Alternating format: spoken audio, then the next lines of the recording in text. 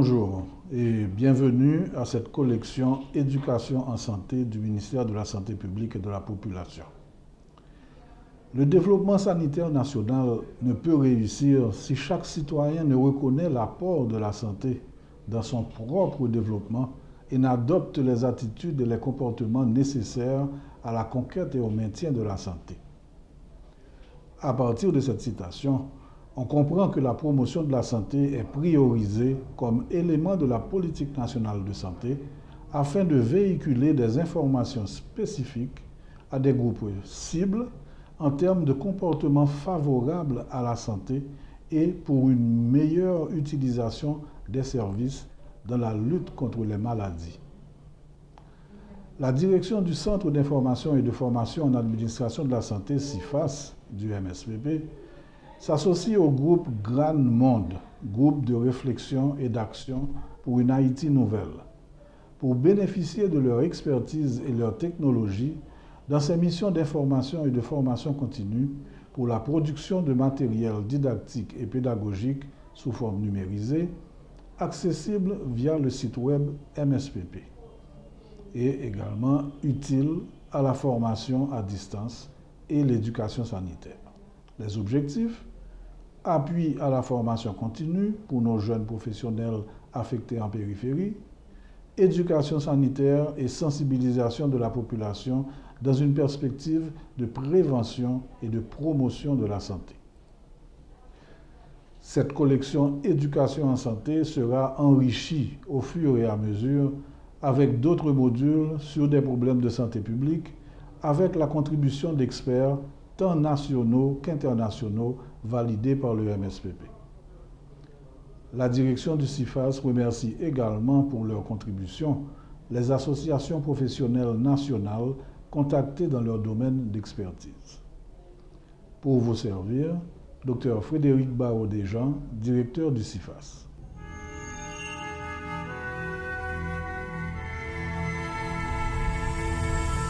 C'est un plaisir de vous rencontrer aujourd'hui pour que nous puissions parler du glaucome. Le glaucome, c'est une maladie dont on parle beaucoup ces derniers temps et qui mérite quand même quelques explications pour que vous puissiez comprendre ce qui se passe. À la fin de notre entretien, vous devriez être capable de reconnaître et de comprendre les éléments à considérer pour comprendre ce que c'est que le glaucome, les mécanismes de cette maladie et qu'est-ce que le glaucome évidemment. Et puis bon, les types de vision centrale et périphérique, comment dépistons le glaucome, et puis les rapports entre différentes sortes d'hypertension, parce que le glaucome c'est quand même une hypertension oculaire, et l'hypertension oculaire simple, et puis maintenant les méthodes et les techniques de traitement du glaucome. Pour commencer, nous allons faire un rappel anatomique. Lorsque nous regardons le visage, nous voyons les yeux. Il y a deux yeux, mais si nous regardons chaque œil, nous pouvons voir qu'il y a d'abord les sourcils en haut, ce qui couvre la paupière, surtout quand on ferme les yeux. Et en regardant bien, vous voyez l'œil qui est entre les deux paupières, la paupière supérieure et la paupière inférieure. Et à l'intérieur, là, vous voyez l'œil avec bien sûr ses différentes structures. Vous avez la partie blanche que l'on appelle couramment la conjonctive, qui en fait est une structure scléreuse, une structure blanchâtre, solide, et en avant, vous avez ce qu'on appelle le miroir de l'œil, la cornée et le miroir de l'œil, comme nous disons chez nous. Et en arrière, vous pouvez, de ce miroir transparent, vous pouvez voir l'iris qui donne à l'œil sa couleur, mais en fait, ce n'est pas ça son principal rôle. Son principal rôle, c'est avec le petit trou qui est au milieu qu'on appelle la pupille, qui permet de contrôler la quantité de lumière qui entre dans l'œil. Donc, si nous faisons le schéma de l'œil, vous pouvez voir cette partie antérieure-là qui est un peu bombée, que l'on appelle la cornée ou le miroir de l'œil, comme je l'ai dit, et la sclérotique qui la prolonge en arrière et qui se termine par, encore un petit peu jusqu'au fond, par un orifice par lequel sort le nerf optique. Pour aller de façon plus académique, en avant, nous avons la cornée, la partie transparente de l'œil. En arrière, vous avez la chambre antérieure qui a un liquide clair qui ressemble à de l'eau, qu'on appelle lumière aqueuse, et le cristallin qui permet la focalisation des images sur la rétine, mais le cristallin est soutenu par des petites zonules, et aussi, vous allez voir ce qu'on appelle le corps ciliaire. nous attirons l'attention sur le corps ciliaire, l'iris, le mur aqueuse et la cornée. Donc, pour continuer, en arrière, nous avons bien sûr le vitré et la rétine qui est appliquée contre la sclérotique et qui va sortir par le nerf optique. Comme je vous disais, voilà ce que c'est que les détails dont nous avons parlé tout à l'heure, sur lesquels nous allons attirer l'attention sur le corps ciliaire, l'iris, la cornée qui forment la partie qui nous intéresse particulièrement dans le cas du glaucome. Pourquoi?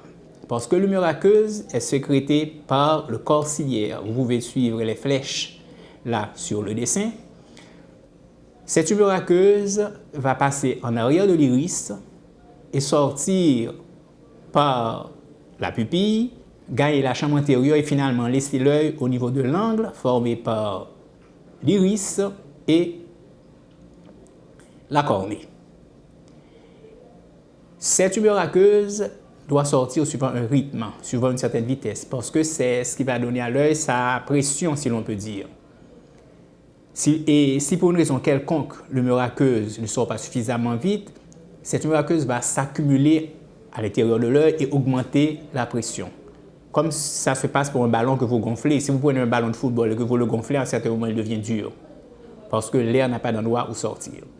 Et le mur aqueuse, donc, doit sortir et en même temps garantir une certaine tension, ce qu'on appelle la tension oculaire. Et j'attire aussi l'intérêt sur cette nouvelle information sur la tension de l'œil. Donc, pour résumer ce que nous venons de dire, on peut voir que vous avez la cornée, le miroir de l'œil, le glaire de l'œil, comme on dit couramment chez nous. Vous avez la chambre intérieure qui est limitée par la cornée en avant, par l'iris en arrière, et au niveau de l'angle, vous avez aussi des orifices à travers lesquels le mur aqueuse pourra sortir.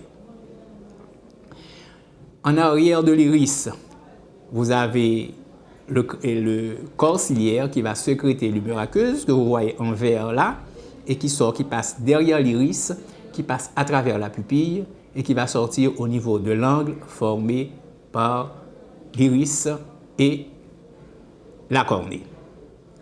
Et cette mur aqueuse, vous voyez, passe dans le canal et va regagner la circulation générale. Le glaucome est une maladie qui présente plusieurs points d'intérêt, c'est-à-dire que nous sommes concernés par le glaucome pour diverses raisons. Le glaucome, c'est la deuxième cause de cécité au monde. Et la moitié des gens qui souffrent du glaucome ne le savent pas, parce que c'est une maladie silencieuse, pratiquement sans symptômes. Ce qui, de façon plus simple, 1 à 3% de la population mondiale est atteinte de glaucome. Et des études non encore confirmées, mais qui confluent dans le même sens, laissent à croire que 10 à 12% de la population serait atteinte de glaucome. Et il y a différentes sortes de glaucome. Le glaucome dit primaire à angle ouvert, qui est fréquent, et c'est le glaucome le plus courant, dont la fréquence aussi augmente avec l'âge. Pour nous résumer encore, nous répétons que ce qui se passe, le mur aqueuse est sécrété par le corps ciliaire. Le mur aqueuse passe en arrière de l'iris et va sortir par la pupille pour gagner la chambre antérieure.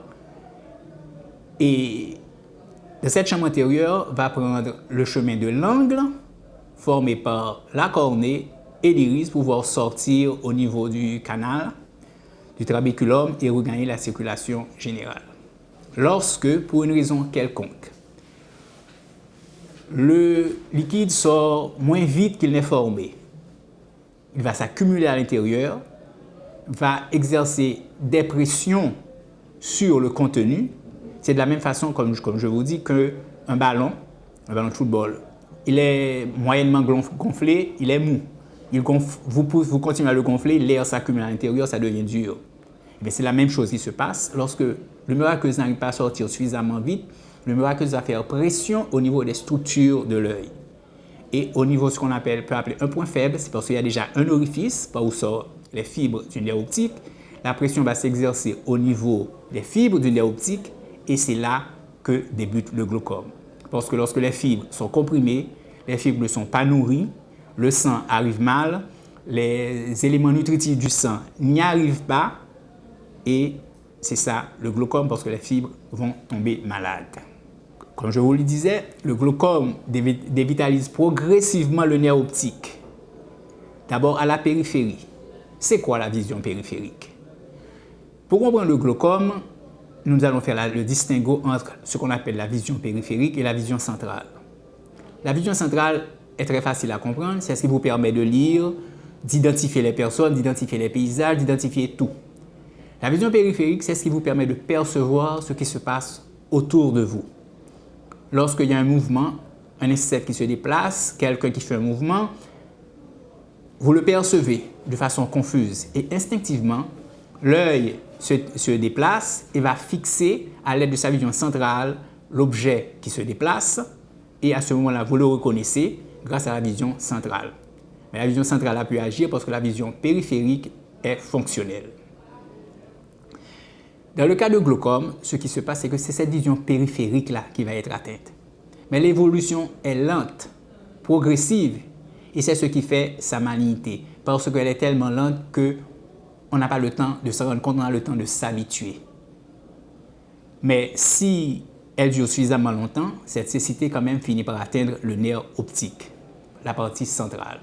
Donc là, nous voyons là sur un œil qui a une vision normale. Ceci, c'est un de nos paysages au bord de la mer. On voit la Gonave au fond, la mer un petit peu en avant, un bateau du plage et des gens qui se détendent.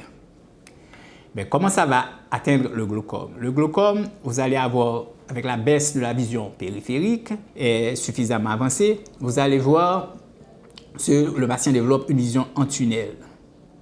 Donc, là, vous voyez, il y a quelqu'un qui regarde un immeuble, mais voit seulement une partie de cet immeuble, alors que dans un œil normal, il aurait pu voir l'immeuble en entier. Ou bien quelqu'un qui lit, il voit seulement des lettres, les mots. Donc la lecture devient un petit peu difficile. Et si le glaucome continue à avancer, la vision finit par ressembler à ça, où le patient a des taches de vision. Et si ça continue à avancer, le patient voit tout noir, sans aucune tache de vision. Guérir le glaucome, le traiter, il faut d'abord le connaître, le reconnaître. Donc, il faut le dépister. Dépister le glaucome. Le dépistage est impératif. Il doit être systématique et soigneux, surtout dans notre pays où, comme nous l'avons dit, 10 à 12% de la population au moins devrait être atteinte de glaucome. C'est comme si vous avez, dans un terrain de football, vous avez une équipe qui a 22 personnes, l'équipe qui joue et l'équipe remplaçante, 2 de ces personnes-là, au moins, seraient atteintes de glaucome. Donc, il faut rechercher les cas de glaucome ou de cécité dans la famille, parce que si le glaucome n'est pas absolument héréditaire, avoir un glaucomateux dans sa famille, c'est un facteur de risque. Ensuite, faire un examen des yeux, un examen soigneux des yeux, examiner la papille, mesurer la pression intraoculaire. C'est quoi la pression intraoculaire? Dites aussi tension intraoculaire.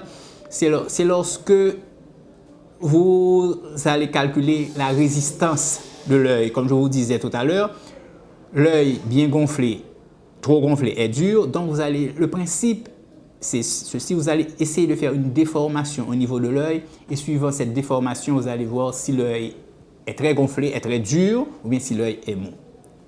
L'examen de la papille, dont je vais parler pourquoi, nous allons voir tout à l'heure comment le glaucome atteint la papille. Donc, et ceci nous permet, cette papille-là, de faire l'analyse du nerf optique dans ce qu'on appelle le fond d'œil. On fait aussi l'angle iridocornéen pour savoir, parce qu'il y a ce qu'on appelle le glaucome ouvert, qui, comme je l'ai dit, c'est le glaucome le plus courant et le plus silencieux, et aussi il y a des glaucomes par angle fermé. Donc, on va faire un examen pour examiner l'angle formé par l'iris et la cornée. Le glaucome atteint la vision périphérique. Comme nous l'avons vu tout à l'heure, on va faire ce qu'on appelle un examen du champ visuel, c'est-à-dire un examen de la vision périphérique. On peut aussi faire un scan, qui est une sorte de radiographie pour examiner, pour analyser l'état des fibres du nerf optique. Parce que le nerf optique malade qui souffre ne sera pas pareil au nerf optique vivant, enfin en bonne santé. Donc, lorsque l'on fait l'examen du fond d'œil, dans le cas d'un glaucomateux, dans un œil normal, voilà ce qu'on trouve. Vous voyez cette partie orangée là au fond, c'est ce qu'on appelle la papille. Au niveau de cette papille, vous voyez les vaisseaux qui sortent et vous avez aussi une petite tache plus claire qu'on appelle l'excavation, bien le cup papillaire. C'est un cup relativement normal. Les fibres sont à leur place, il n'y a pas suffisamment de pression pour provoquer l'écartement des fibres qui, dans le glaucome, va finir par donner cet aspect-là. Vous voyez que la partie orangée a presque disparu et qu'au fond de cette papille, vous voyez quelque chose de blanchâtre. C'est-à-dire que toutes les fibres du nerf optique ont été atteintes, ont été maltraitées et cette partie blanchâtre vous permet d'évaluer le stade, le degré de votre glaucome. Ceci, c'est un glaucome très avancé. Cette perte de vision sera due à l'altération des fibres du nerf optique. Quels sont les facteurs de risque en plus de ce que nous avons dit tout à l'heure? Premièrement, il faut une pression élevée dans l'œil pour que les fibres puissent être comprimées et être étouffées. On considère une tension normale entre 20 et au-dessus de 20, ça commence à être un petit peu anormal. Au-dessous est considéré comme une tension oculaire normale. Donc, à 23 mm de mercure, on considère que la tension est un petit peu dans les limites. Mais n'empêche qu'on peut avoir une tension élevée sans qu'on ait de glaucome, comme on peut avoir une tension basse avec un glaucome. Bon, maintenant, la génétique. Comme je vous dis, avoir un glaucomateux dans la famille, c'est un facteur de risque. Ensuite, les Noirs semblent être plus touchés que les Caucasiens, c'est-à-dire les gens de race blanche, les Africains, les Afro-Américains, les Antillais. Un rapport de 4 mélanodermes pour un Caucasien à peu près. Il y a des causes favorisantes, le diabète, l'hypertension, la migraine, la myopie, le tabac, l'hypercholestérolémie, enfin, toutes ces pathologies-là qui vont gêner la circulation au niveau des petits vaisseaux. Certains médicaments favorisent l'apparition du glaucome, les stéroïdes, certains antihypertenseurs. Et puis bon, les maladies hémorragiques à incidence oculaire, certains traumatismes oculaires ou même crâniens. 30% des personnes ayant une tension oculaire élevée ne font pas de glaucome.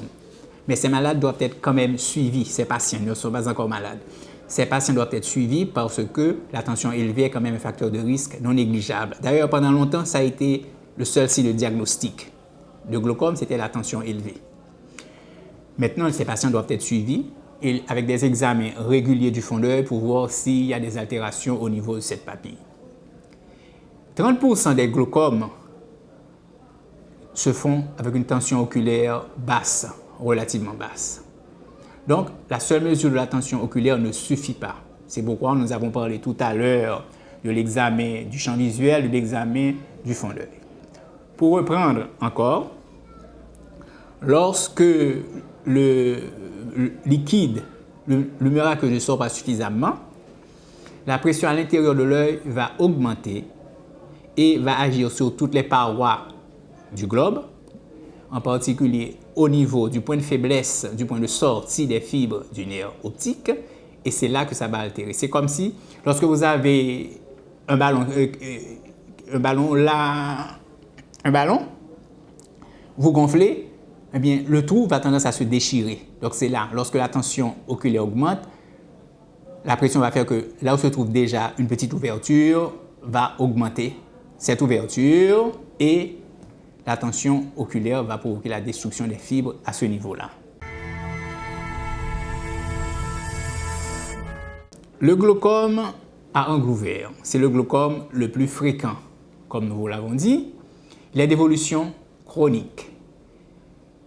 Ça peut prendre des années et des années avant de pouvoir diagnostiquer un glaucome. Bon, lorsque le glaucome est évident, il est évident parce que il y a quelqu'un qui racontait qu'il lui a fallu 13 ans d'examen régulier pour être convaincu que son patient avait le glaucome. Pourquoi? Parce que le glaucome à angle ouvert n'a pas de signes perceptibles, pas de douleur, pas de baisse de vision évidente. Pourquoi pas de baisse de vision évidente? Parce que c'est la vision périphérique qui est atteinte en premier et cette baisse de vision se fait tellement lentement que le patient a le temps de s'habituer et de ne pas se rendre compte que sa vision périphérique est atteinte.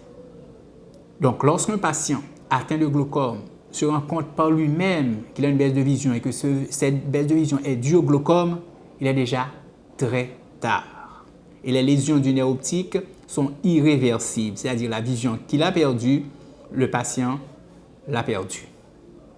Donc, le traitement va consister à l'empêcher de perdre le reste de vision. Bon, maintenant, le patient a une baisse de vision. Comment ça se manifeste? À part les exemples extrêmes que nous avons vus au début, ça se manifeste discrètement. Si vous avez une image là, vous voyez que le patient, il voit devant lui, mais il ne voit pas le bus. L'histoire de ce jeune homme, parce que comme je vous l'ai dit, le glaucome, ce n'est pas nécessairement une pathologie des gens âgés, de ce jeune homme que ses camarades refusaient de mettre dans leur équipe de football. Pourquoi? Parce qu'il ratait toujours les passes. Pourquoi ratait-il les passes? Lorsque nous l'avons vu, c'est parce qu'il avait un glaucome et qu'il fallait que le ballon arrive devant lui pour qu'il puisse le voir.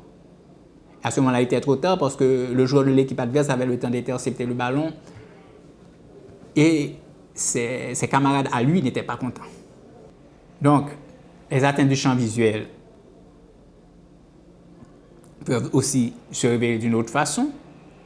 Le patient, il conduit, à part le bus qu'il ne voit pas, bon, le bus c'est quand même assez gros, mais il peut aussi voir que quelqu'un qui va traverser la rue, mais à cause de la perte de sensibilité de sa vision périphérique, il voit la roue, il ne voit pas la piétonne là qui va traverser, et puis c'est l'accident.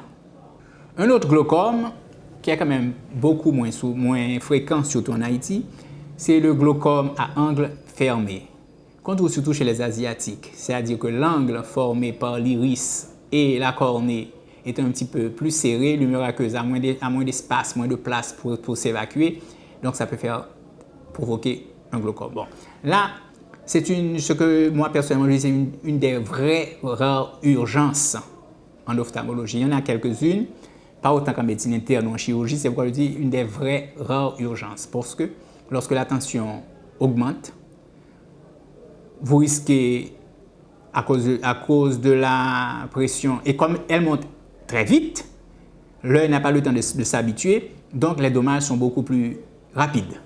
Donc vous avez une montée rapide de la tension oculaire en quelques heures.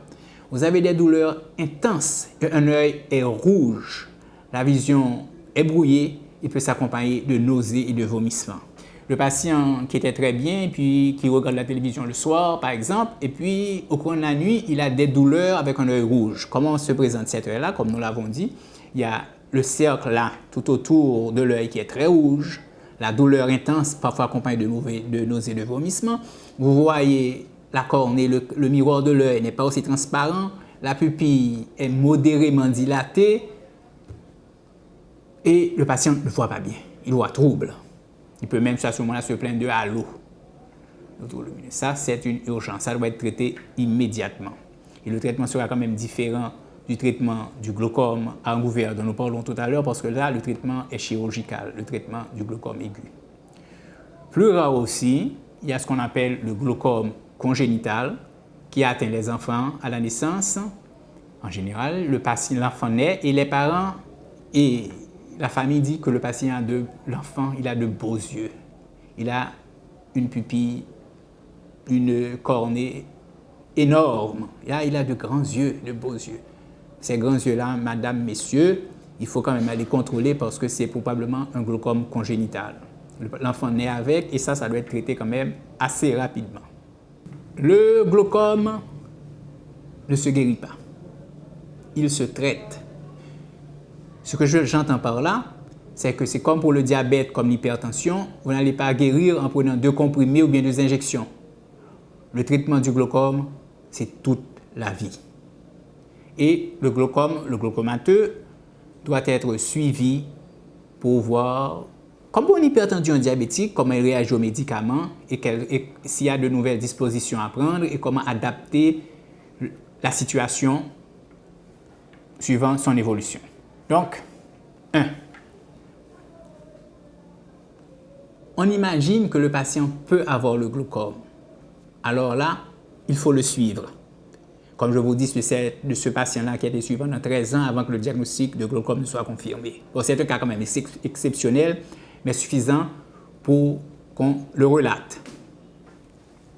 Le traitement, lui, il peut être médical ou chirurgical, ou parfois les deux. Le traitement médical consiste à diminuer la formation de l'humeur aqueuse ou bien à faciliter sa sortie à travers le canal de Shen.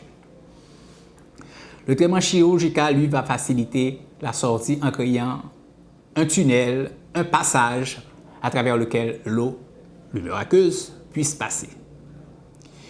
Et si le glaucome est fortement suspecté, il faut contrôler la pression. Parfois, on n'attend même pas. Vu les conséquences du glaucome, le glaucome est suspecté, on le met le patient sous traitement par précaution. Bon, évidemment, on discute avec le patient pour savoir, voilà la situation, mais parfois on le met carrément sous traitement par précaution parce que les conséquences du glaucome sont catastrophiques.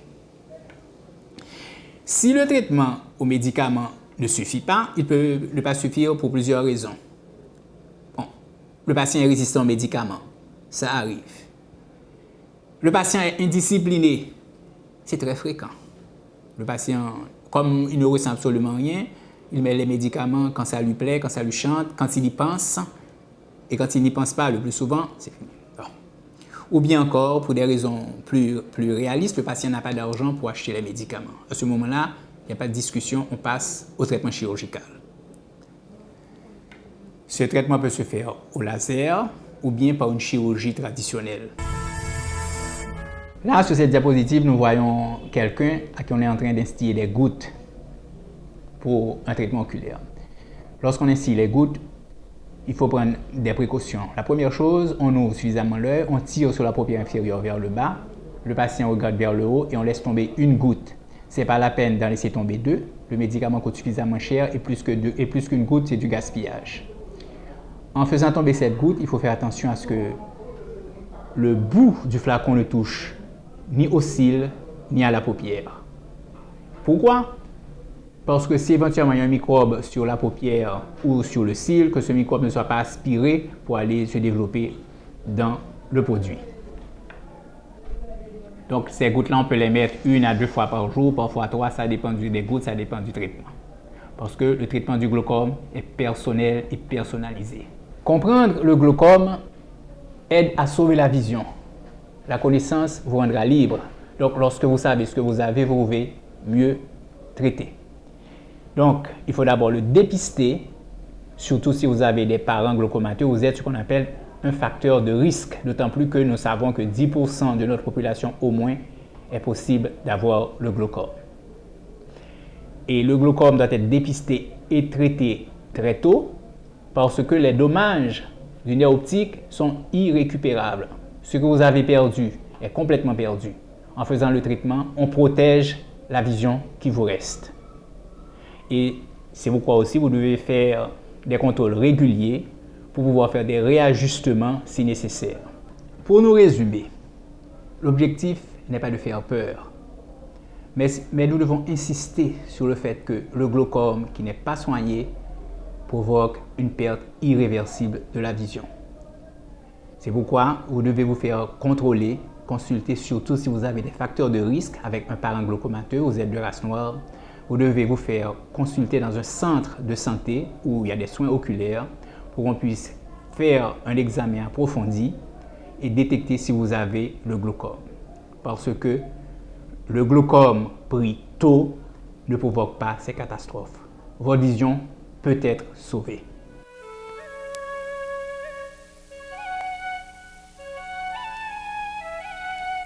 Ah